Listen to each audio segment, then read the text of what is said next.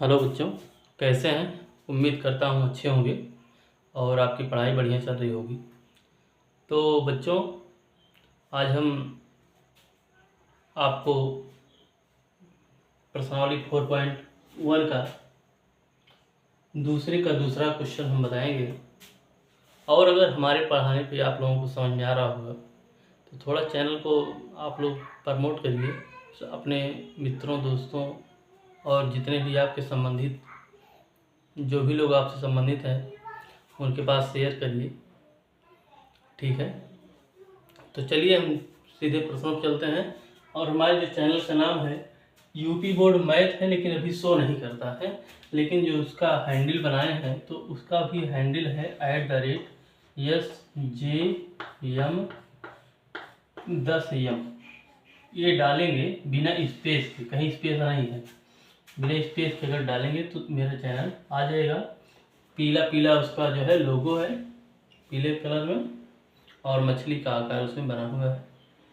माध्यमिक शिक्षा परिषद लिखा गया है इसमें।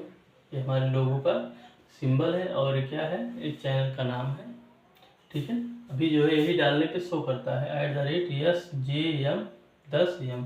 ठीक है, तो चलिए बच्चों सीधे हम प्रश्नों पर चलते हैं टाइम नहीं वेस्ट करते हुए।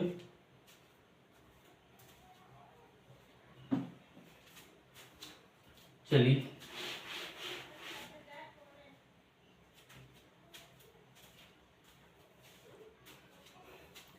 तो इसमें लिखा है दो क्रमागत धनात्मक पूर्णांकों का गुणनफल 306 है।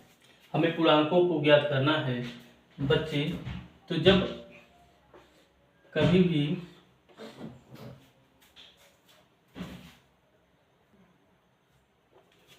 तो सबसे पहले हल लिखते हैं और चलिए देखते हैं इसमें क्या कह रहा है। दो दो कह रहा है, वो भी क्रमागत कह रहा है, और एक धनात्मक कह रहा है, फिर पूर्णांक कह रहा है। यानी पूर्णांक मतलब क्या होते हैं, जो पूर्ण अंक हों उन्हें पूर्णांक कहते हैं। क्या कहते हैं, पूर्णांक कहते हैं।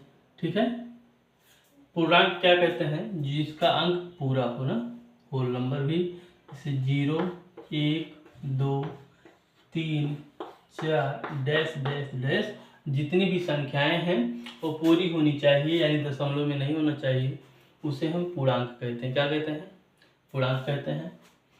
और फिर क्या कह रहा है, कर्मागत। अच्छा, धनात्मक का मतलब ही धन में ही तो है, कोई चिन्ह लगा नहीं है, यानी प्लस में है, सब धन में है, तो इसे हम धनात्मक पूर्णांक भी कह सकते हैं। लेकिन कर्मागत का मतलब क्या है, जैसे कर्मागत कह दिया, कर्मागत इसका मतलब क्या है, एक संख्या 1 होगी अगर, तो दूसरी संख्या क्या होगी, 2 होगी ना, दूसरी संख्या 3 होगी। लेकिन हमें पता तो है नहीं ना, पता है दो कर्मागत धनात्मक कह रहा है, हमें पता है नहीं। तो एक संख्या अगर हम यक्स मान लें, अगर हम क्या मान लें, यक्स, तो दूसरी संख्या क्या हो जाएगी। अच्छा, एक के बाद 2 हुआ है, मतलब एक में एक ही तो जुड़ा है, एक में एक जोड़ने पर क्या हुआ, 2। तो इसका मतलब पहली वाली संख्या में एक जोड़ने पर क्या होगा, दूसरी संख्या निकल जाएगी ना। और जब हमें तीसरी संख्या चाहेगी, जब तीसरी संख्या चाहेगी तो हमें इस वाली संख्या में एक जोड़ना होगा, यानी x+1+1 ऐसे करके जोड़ना होगा ना, तभी तो हमें तीसरी संख्या मिलेगी। ठीक है, तो हमें पता चल गया क्रमागत संख्या में जो होती है उसमें एक ऐड करना होता है। ठीक है, क्या करना होता है, एक जब कहेगा क्रमागत तो एक जोड़ के लाना होगा। लेकिन अगर मान लीजिए कहीं सम कह दिया तो है, दो क्रमागत सम संख्या है, तो अगर सम संख्या कह दिया, सम क्रमागत कह दिया,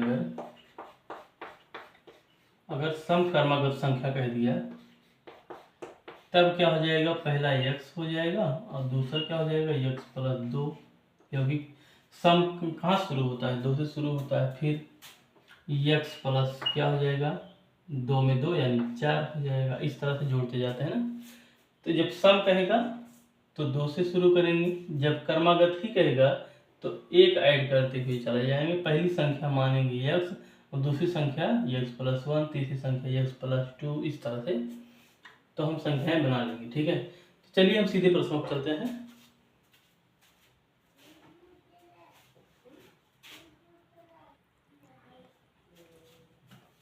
तो इसमें क्या लिखेंगे, माना, सॉरी यहाँ से लिखेंगे माना पहली क्रमागत संख्या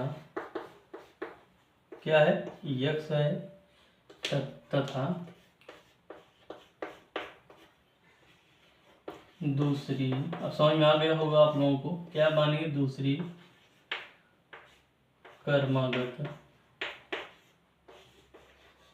क्रमागत संख्या क्या मान लेंगे, x धन 1, ठीक है, x धन 1, x प्लस 1 हो गया ना। दो क्रमागत धनात्मक पूर्णांकों का गुणनफल, यानी प्रश्न जैसे कह रहा है, प्रश्न के अनुसार यानी प्रश्नानुसार, प्रश्न क्या कह रहा है, तो दो क्रमागत धनात्मक पूर्णांकों का गुणनफल यानी क्या हो जाएगा, पहली संख्या गुणे दूसरी संख्या का गुणनफल कितना हो रहा है, 306 हो रहा है, ठीक। तो पहली संख्या क्या है, x है, दूसरी संख्या क्या है, x प्लस 1 है, ठीक है, बराबर में क्या है, 306, ठीक। अब इसे गुणा करिए, x और x गुणा करेंगे तो x स्क्वायर हो जाएगा, प्लस x और 1 से गुणा करेंगे तो x हो जाएगा, बराबर 306 हो जाएगा, ठीक है। 306 इधर ये क्या है, प्लस में है, इधर जो है बाएं पक्ष में लाएंगे तो x square plus x minus 306 बराबर में क्या हो जाएगा, 0 हो जाएगा, ठीक है। अब इसी को करेंगे सॉल्व, ठीक है, रुकिए एक मिनट।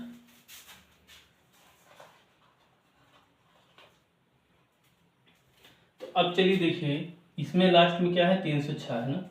306 का हमें ऐसे गुणनखंड काटना है, ऐसे गुणनखंड करना है, यानी दो संख्याएं हमें चाहिए जिसका माइनस करने पर, अच्छा पहला इसका उत्तर क्या आ गया, इसमें आपका जो उत्तर मांगा हुआ है क्वेश्चन कि आप द्विघात के रूप में बनाइए, तो पहला उत्तर तो हो गया, ठीक है। लेकिन हमें पहली संख्या और दूसरी संख्या ज्ञात करना है, तो पहली और दूसरी संख्या चलिए निकालते हैं, कैसे निकलेगा। तो इसका लास्ट में जो संख्या है इसका क्या करते हैं, गुणनखंड करते हैं, और गुणनखंड करने पर दो संख्याएं हमें ऐसी चाहिए जिसका गुणा करने पर उसी से आपस में गुणा करने पर 306 और घटा देने पर, यहाँ माइनस चिन्ह है यानी घटाने पर x आवे, ठीक है, यानी 1 आवे, सॉरी 1 आवे। तो हमें दो संख्याएं ऐसी चाहिए, तो उसका चलिए हम क्या करते हैं, 306 का गुणनखंड कर लेते हैं। 306 का क्या करते हैं, गुणनखंड। तो 306 का गुणनखंड क्या हो जाएगा, 2 एकम 2, 2 पंजे 10 हो गया, और 2 तियां 6 हो गया। फिर 3 से करते हैं, 3 पचे 15, 3 एकम 3, 3 एकम 3 और 2 3 7 21, ठीक है। फिर 17 एकम 17, चलिए तो क्या हो जाएगा, तो 2 तियां 6, 6 तियां 18 और यह 17, यानी 18 और 17 से गुणा करेंगे तो क्या आएगा, 306 हो जाएगा, ठीक है। और 18 में से हम अगर 17 को माइनस करेंगे तो 1 आएगा, हमें यही चाहिए था, यानी दो संख्याएं क्या है, एक 18 है, एक 17 है, ठीक है। 18 में से 17 माइनस करेंगे तो 1 आ भी जाएगा, हमें 1 चाहिए भी, ठीक। तो चलिए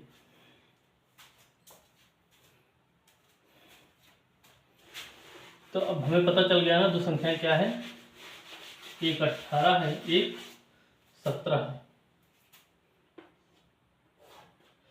तो अब इधर हम सवाल को लगाएंगे, कैसे लगाएंगे चलिए देखिए। इसको पहले पूरा लिखेंगे यहाँ पे, x square plus x minus 306 बराबर 0, ठीक है।